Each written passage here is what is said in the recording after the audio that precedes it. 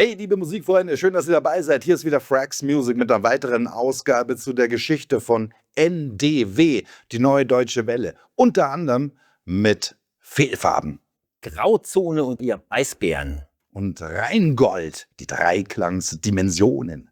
Und das Bruttosozialprodukt mit Geier Sturzflug. Und auch über Hubert K. werden wir hier ein bisschen klönen. Hier jetzt dranbleiben auf Frax Music.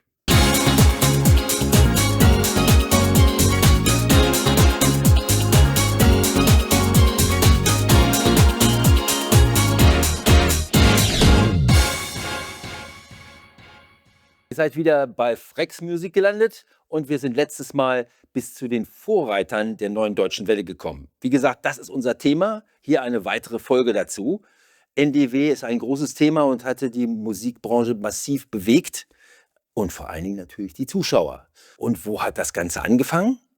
Ja, dazu haben wir hier einige Beispiele gehabt. Das war der Stand vom letzten Video. Die Vorreiter haben wir besprochen. Und jetzt wollen wir hier den letzten nehmen, in der Reihe natürlich nur, den letzten, der nämlich dann überraschenderweise, trotz einer, sagen wir mal, sehr punkigen Geschichte, dann den Sprung in die Charts geschafft hat und in die Top 10, nämlich Fehlfarben. Der Titel hieß Es geht voran. Geschichte wird gemacht, es geht voran. So der Slogan des Titels und die haben dann damit ganz schön gut abgeräumt. Das war für so eine Punkband echt was Besonderes. Und man hört es auch am Sound, der ist noch sehr erdig, muss ich sagen. Ja, das war ein Song, der der Band gut getan hat und die auch künstlerisch, sehe ich auch so, echt auf ein neues Niveau gebracht hat.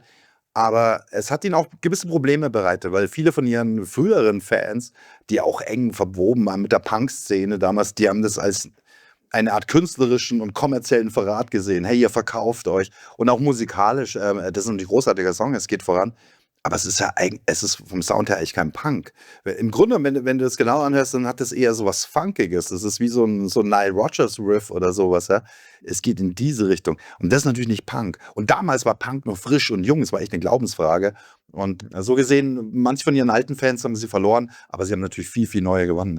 Also das ist schon richtig. Und das passiert sehr häufig, das muss man immer wieder sagen in der Musikbranche. Eine Band macht eigentlich eine bestimmte Musik, die einfach kommerziell nicht die große Masse erreicht. Und plötzlich haben die irgendwie eine Idee, die sie gut finden, ja. Und dann ist das was ganz anderes als der Rest. Und denen ist es ja genauso gegangen. Also das ist so weit weg von dem, dass sich halt ihre Fans sich drüber aufgeregt haben und gesagt haben, sie haben uns verraten.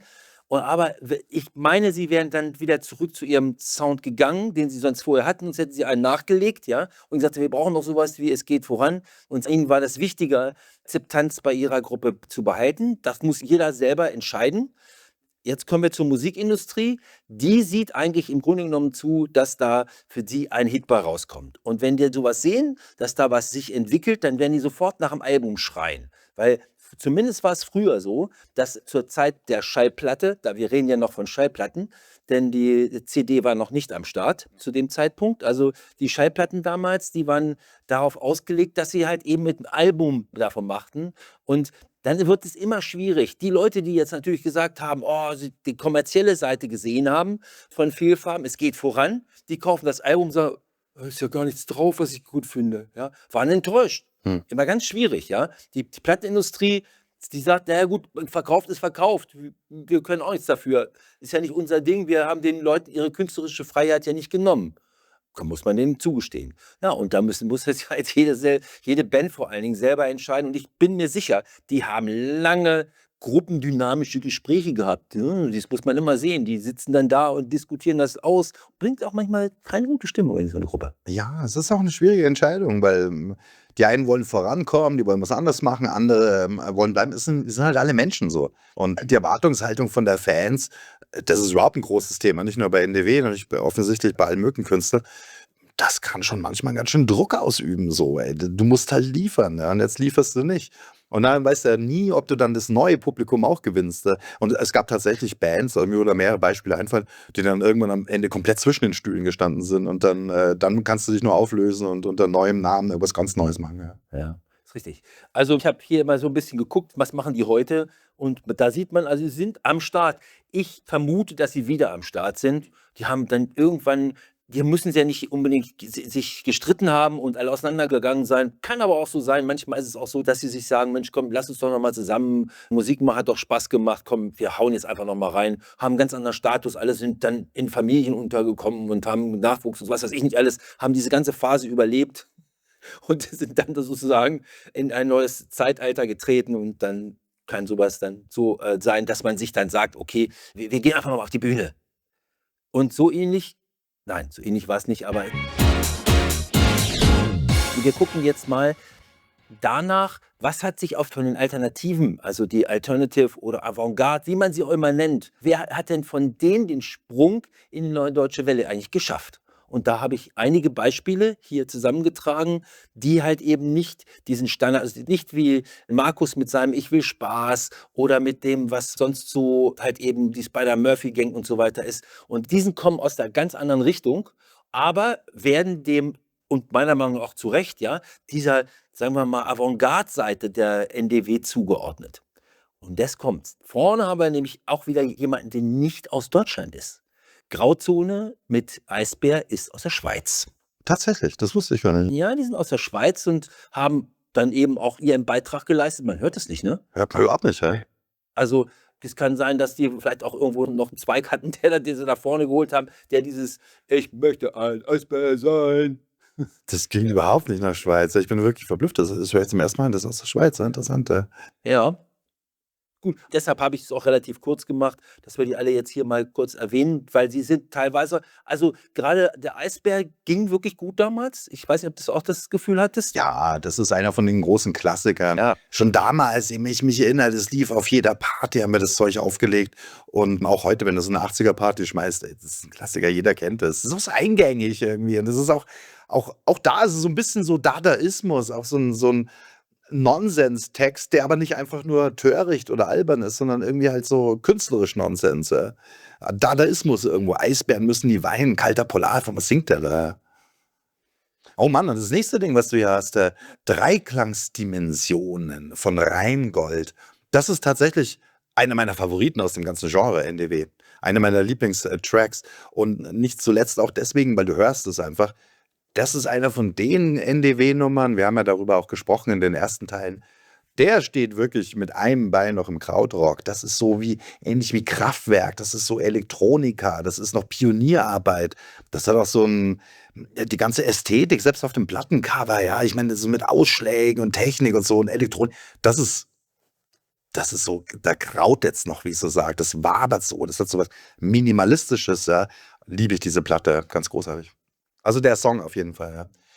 Wie du es ja gesagt hast, du hast einen guten Song rausgehauen, dann will die Industrie gleich ein Album haben.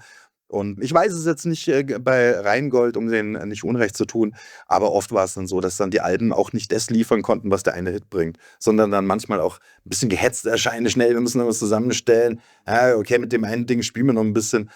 Nicht immer, aber oft genug waren dann die Alben noch mehr Filler als Killer. Ja, genau. Das Problem bleibt dann auch für die Kreativen. Sie sind etwas überrascht über den Erfolg. Aber selbst wenn sie sagen, okay, gut, dann richten wir uns so drauf ein, machen das, was dieses Publikum erwartet. Und das machen sie halt eben nicht. Das war einfach One-Off, wie man ja auch gerne mal sagt.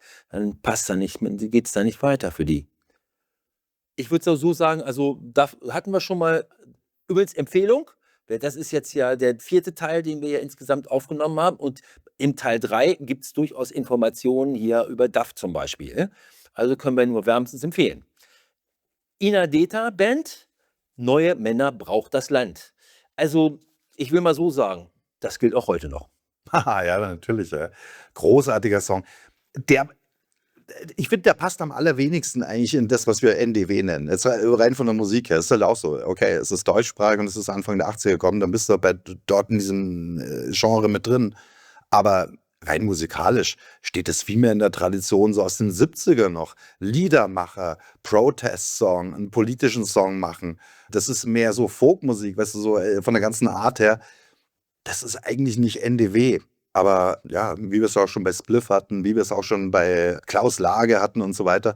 Wenn du in der Zeit gerade Deutsch gesungen hast, warst du NDW. Und du hast auch ganz ehrlich den Erfolg auch ganz gerne mitgenommen. Aber das ist für mich eher so ein, ja, Songwriter-Album, Protestsong. In der Richtung würde ich das einordnen. Ne? Aber ich würd eher ein bisschen anders sehen als du, und zwar, wenn man vom Text ausgeht. Weil es passt in diese freche Schnauze durchaus mit rein, und deshalb, ich glaube schon, dass das da auch hingehört. Aber nur aus Textsichtgründen, du hast vollkommen recht. Also, wenn man jetzt aber, soweit ich mich erinnere, war das auch am Ende. Also es war also schon wieder sozusagen aus der NDW-Zeit im Ausklingen, ja. Deshalb kann man jetzt auch mit anderen übrigens auch kommen, ja. Wir hatten es ja schon mal im Vorfeld, als wir es vorbereitet haben, haben wir dann auch schon gesagt, wollen wir es denn noch mit reinnehmen oder nicht, ja. Und das gehört ja auch mit dazu. Du hast vollkommen recht, weil musikalisch gesehen eigentlich nicht, aber halt eben inhaltlich schon. Also das Freche ist ja auch mit drin, und wie gesagt, und das galt ja auch für ein bisschen schon für Duff auch schon noch. Ja, genau. Hier sind wir wirklich an dem Punkt, wo wir halt über diese Genre-Grenzen definieren. Und das ist ja nicht wie in der Mathematik irgendwie ein klar definiert, das ist richtig oder falsch. Die Genres, wir machen diese Genres. Letztens sind's, jetzt nicht wir, aber Leute wie wir. Also wir alle gründen diese Genres. Du hast es selber auch in einem von den vorherigen Teilen gesagt, es ist ein Musikjournalist, der überhaupt den Begriff NDW geprägt hat. Das ist ganz oft so in der Musik. Hm. Es gibt da kein, hier hört es auf und da fängt es an. Natürlich gibt es einen gewissen Zeitrahmen und dort fallen die auf jeden Fall rein. Aber ich meine, nicht alles, was in der Zeit und auf Deutsch produziert war, ist dann NDW. Gleichzeitig gab es immer noch Schlager. Das gab es auch. Und ein Schlagersong ist kein NDW. Gleichzeitig gab es auch damals Liedermacher wie, es war auch in den 80ern oder 1980 rum, gab es auch eine riesengroße politische Bewegung in Deutschland. Weißt du, so Umweltschutz gegen oder Aktion gegen Startbahn West, die Ostermärsche, Friedensbewegung, NATO-Doppelbeschluss, Börschen, das war alles auch damals der Zeitgeist. Da gab es so Leute wie Hannes Wader, der erfolgreich war, aber den würdest du nie in NDW packen, aber der hat auch 1981 halt Lieder gesungen. Aber es ist nicht NDW, das ist aber auch nicht Schlager, das ist dann Liedermacher, Chansonnier. Und das ist das Spannende und macht so Spaß, darüber auch zu sprechen, weil du kannst immer in beide Richtungen gehen und diese Grenzen, die sind total fließend. Und bei der Sache, bei Ina Deta würde ich eben sagen, hier bewegen wir uns im Grenzbereich so Liedermachern, bei Duff und auch bei was wir vorhin hatten mit Fehlfarben, da bewegen wir uns im Grenzbereich zu dem, was wir wirklich Punk nennen. Und hey, ein Punk, der würde sich nie ein NDW nennen, das ist wirklich eine unterschiedliche Subkultur, aber es gibt halt diese Grenzbereiche. Und so kicke ich gleich den Ball dann zu dem Album noch. Einstürzende Neubauten aus Berlin, auch richtig Hammerband, hey, das ist Blixer Bargeld, dort der Frontman. Das ist auch sehr weit im Grenzbereich, schon außerhalb von NDW, das ist im Grenzbereich von NDW hin zu, ja, auch wieder Prog, das ist noch nicht mal Punk, das ist so Proto-Industrial. Der steht auch wieder in so einer Krautrock-Tradition. Da gab es nämlich auch schon in den 70ern Bands, die so ein Industrial Sound schon angefangen haben. Da würde ich mal Faust reinschmeißen. Aber hey, das ist wirklich in einer anderen Sendung, werden wir mal so diese 70er deutschen Szene mal beleuchten. Aber das ist so dermaßen progressiv, seiner Zeit voraus. Auch das ist eben nur so ein bisschen NDW. Aber es ist also die Fans auch von denen, die würden sie nicht als NDW. Nein, genau. Und echte NDW-Fans, die Leute, die gerne Markus hören, die werden hier dieses Album nach wenigen Takten schockiert wieder einpacken und skip next. Ja, aber ich glaube schon, dass vielleicht auch, man müsste so sehen, wenn ich mich recht erinnere, waren die aber auch schon vorher da, also bevor es die neue Deutsche Welle gab. Und das natürlich vielleicht sogar als diese provokanten Vorreiter zu benennen, die halt eben auch die Tür schon einen kleinen Spalt aufgemacht haben. Ne? Sicherheit. Sie sind nicht willkürlich einfach auf der Liste gelandet, sondern wenn wir über NDW sprechen, wir sprechen über die Vorläufer und wie sich das entwickelt hat, dann werden wir diese Bands erwähnen. Und ich schätze, da bricht ihnen auch kein Zacken aus der Krone, sondern hey, Shoutout nach Berlin zu den Neubauten, die es heute immer noch gibt, so glaube ich jedenfalls. Respekt, wir wissen, ihr seid keine NDWler, aber ihr habt NDW beeinflusst und deswegen kommt ihr hier vor. Genau. Ja, jetzt gucken wir mal echte NDW-Hits an. Also hier zum Beispiel. Da gibt es keine Diskussion, das ist NDW. Genau. Bruttosozialprodukt hieß das Ding von der Geier Sturzflug-Band. Also insofern, die waren ja da definitiv auch als Band angetreten. Hier, ich habe vom Bildmaterial war nicht mal allzu viel zu finden. Insofern habe ich mich auf den Hauptsänger dort beschränkt. Und eigentlich was ist ein One-Off gewesen, kann man durchaus sagen. Ja, also ein One-Hit-Wonder. Aber es war definitiv eine Nummer 1 in den Charts. Also klar, du kannst es mitsingen und ich denke auch, das gehört in jede NDW-Party immer mit rein. Der Song gehört einfach fett dazu. Ja, und er ist auch so lustig und spaßig. Ich habe ja letztes Mal auch davon berichtet, von diesem Kulturkampf, der in den deutschen Wohnzimmern stattgefunden hat, um 1980, 81, 82 rum, als diese NDW aufkam. Aber weißt du, bei Geier Sturzflug, da haben alle Generationen fanden es cool, weil wir verstehen es ist lustig und auch so die Älteren damals, weißt du, Deutschland müssen arbeiten und so, die fanden das auch gut. Ja, hey, ja, los, hängen so faul rum. Ne? Eine Frage, sind die eigentlich, ich weiß es gar nicht, sind die eigentlich aus NRW? Weil das ist ja eigentlich NRW, weißt du, Arbeiter, Industrie, Bundesland, Kohle und Stahl und so weiter. Das ist irgendwie so diese Ethik, die von dort kommt. Ich selber komme ja aus München, Bayern. Da bin ich mir ganz sicher, dass es nicht herkommt, weil das klingt schon so nach NRW, Ruhrpott, aber ich bin mir nicht ganz sicher. Genau. Ich auch nicht. Bochum vielleicht. Aber auch dort, du siehst selber, früher oder später heißt das Album. Ja? Natürlich sind sie da sozusagen, da Bruttosozialprodukt dabei. Sie sind gesigned in Areola, das könnte ein Hinweis auf München sein. Der Areola ist als Münchner Label zu betreiben. Ja, aber die sind ganz sicher nicht aus München. Das ist das Einzige, was ich ausschließen konnte. Ja, klar. Ich weiß nicht, wir wissen ja nicht, auch die Frage, wie kommt ihr denn jetzt zur Plattenfirma? Ganz interessante Frage, ja. Ich meine, die müssen eine gefunden haben, sonst wären sie niemals dann da oben gelandet. Also deshalb muss man davon ausgehen, dass das auch ein ganz wichtiger Punkt ist, um den Sprung zu schaffen. Wir hatten sowas ja durchaus auch noch mal in späterer Zeit und möchten mal so ein ganz, ganz abstruses Beispiel nennen, Schnappi. Schnappi war ja eigentlich ein Kindersong von irgendeiner Webseite und einer von der Musikindustrie hat den gehört, das hat den nicht überzeugt, so gesehen. Dann hat er gesehen, wie viele Leute den angeklickt haben und toll finden und darauf hat die einfach, die Industrie das eingekauft, in dem guten Wissen, okay, ja, wir wissen, dass das laufen wird, wenn man sie auf die große Ebene hebt und das haben die einfach gemacht. Und siehe da, das ging auf. Also ich kenne den persönlich gut, der das halt eben auch gefunden hat. Oder ich glaube eher, dass so Leute dahin geführt werden. Dadurch, dass irgendwer sagt, pass mal auf, ist dir schon mal aufgefallen, die haben da 1 Million Klicks drauf, ja. Ist das nicht was für euch? Und dann sagt, oh, ich kann mich hier profilieren innerhalb der Firma. Muss man ja auch mal verstehen, ja. Ist ja wieder Firma und deren Position und so weiter. Das spielt alles eine Rolle plötzlich, ne?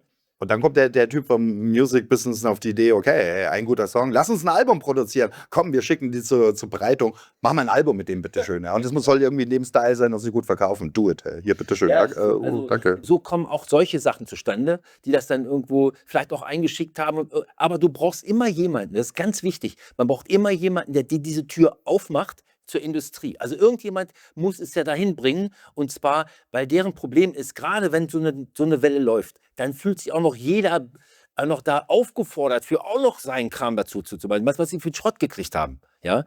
Und du hast dann etliche Angebote und die diskutieren in ihren Runden. Dann kommt der sogenannte A&R, Artist and Repertoire heißt das, der die Aufgabe hat, für die Acts, die sie bereits haben, Titel zu suchen, auf der einen Seite, oder Titel, die zu ihnen kommen, oder Bands, die zu ihnen kommen, dass man die dann entsprechend ankauft, wenn man so will. Also denen einen Plattenvertrag anbietet, so war das mit Sicherheit bei denen auch. Dann guckt man nach, wie langfristig er ist, weil das hat auch meistens was mit Vorauszahlungen zu tun und Ähnlichem. Also da ergibt sich dann das vertragliche Feld. Aber dazu musst du ja da erstmal hin. Und die haben dann gerne 200 Songs in der Woche. Wer soll die alle hören? Ja, muss man auch sehen. Also brauchst du eigentlich jemanden, der sich dafür einsetzt. Vielleicht einen Termin macht oder Ähnliches und dann damit dann aufschlägt und sagt, hier habe ich gute Band, so und so, ja, und das wird meistens Verleger sein oder Manager oder sowas, die sich dann dafür einsetzen. So kommen auch manchmal sehr ungesunde Deals zustande, weil viele sagen, ich komme jetzt ganz groß raus und holen sich irgend so Vorstadtmanager, der einfach nur seine eigenen Sachen platzieren will und hast dann einfach kein Glück, ne? Warte mal ganz allgemein, wo wir gerade bei dem Thema sind, so, weil ich weiß, uns schauen auch viele junge Leute zu und die auch selber Musiker sind und vielleicht nach vorne gucken. Wie ist es denn, jetzt du als Produzent, als Insider, hilft es eigentlich einer Band, wenn du dann so ein paar Meriten hast? Keine Ahnung, du hast irgendeinen Talentwettbewerb gewonnen. Hilft dir das? Wird das wirklich gesehen, wenn eben bei einer Plattenfirma so und so viele Songs oder Demos eine Woche mal ankommen und du musst dich ja irgendwie hervorheben? Hilft dir das schon, wenn du sagen kannst, guck mal, hier habe ich Meriten, wir haben so und so oft haben wir schon live gespielt, hier waren wir beim Stadtfest so und so mal am Start? Oder ist es im Grunde genommen dem völlig egal, den Leuten im Business? Was würdest du so jetzt jungen Bands raten? Wie kannst du dich hervorheben und zeigen, dass du was Besonderes bist? Wie Aktuell ist es natürlich besonders schwierig. Wir haben jetzt die Übergangszeit mit KI. Ja, das ist jetzt wird's eng, weil die werden natürlich massiv, weil jetzt viel, viel mehr Leute heutzutage sich relativ schnell in die Lage versetzt werden, überhaupt was anbieten zu können. Ja? Und das lassen sie die KI machen oder machen es in Zusammenarbeit mit der KI. Da gibt es zig Sachen. Der Industrie fällt es jetzt erstmal schwer, die Sachen mit der KI von den anderen Sachen überhaupt zu unterscheiden. oder im Allgemeinen sind diese Leute, die darüber entscheiden, keine Musiker. Denen fehlt natürlich das Wissen. Ja? Die Problematik ist, sie brauchen eigentlich irgendjemanden, der vorher die Selektion macht. Das hilft. Ja? Also Beispiel, wir haben einen Verleger, da geht es ja meist um die Musikstücke selber und der selektiert natürlich auch schon mal vor. Und wenn das ein Vertrauter ist zu der Industrie, dann hat er den Draht und weiß auch erstmal, wen er ansprechen muss. Das ist ja sehr unterschiedlich. Du hast ja mehr so, im Rock ist dann die und die Firma besser und wenn du das, was weiß ich, Dance machst, ist die besser. Und der kann das selektieren und sagt, oh, der Ansprechpartner da und da, den kann ich einschätzen, der wird sich dafür interessieren. Dann nützt dir die Meriten was. Darauf will ich hinaus, ja. Dann nützen sie dir was, weil du sagst, pass mal auf, hier, das und das war der Umfang, du hast dann meistens so ein Gespräch, Stunde.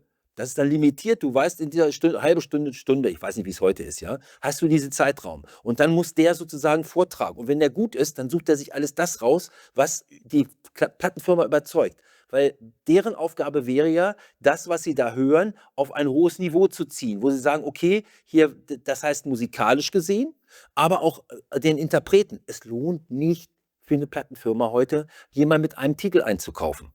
Deshalb sagt, wenn der mit einem Titel ankommt, sagt er, pass mal auf, brauchst nicht kommen, brauchen keinen Termin machen. Unter 4 Titeln hören wir uns das gar nicht an.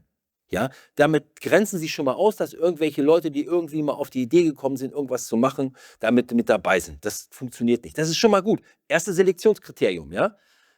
Dann werden die sich natürlich auch dafür interessieren, was ist das für eine Person, der Einzelinterpret ist. Oder was ist das für eine Band, ja. Und da siehst du auch schon, ja, nicht derjenige, der jetzt Einzelpersonen einkauft, weiß mit einer Band umzugehen. Dazu musst du die Banddynamik kennenlernen. Das ist ein ganz eigenes Thema, ja, weil da sind viele, wenn das Rammstein ist für mich ein sehr gutes Beispiel. Guck mal, das sind 6 Leute. Und alle kennen nur den einen, ne? Ja, alle denken, es ist der Lindemann, der alles macht. Nein, das ist eine wirklich gewachsene Band. Oder bei Nena, die wir mal hatten. Genau, auf jeden Fall. Da sind unterschiedliche Strömungen in dieser Band. Du hast immer diese gruppendynamischen Gespräche.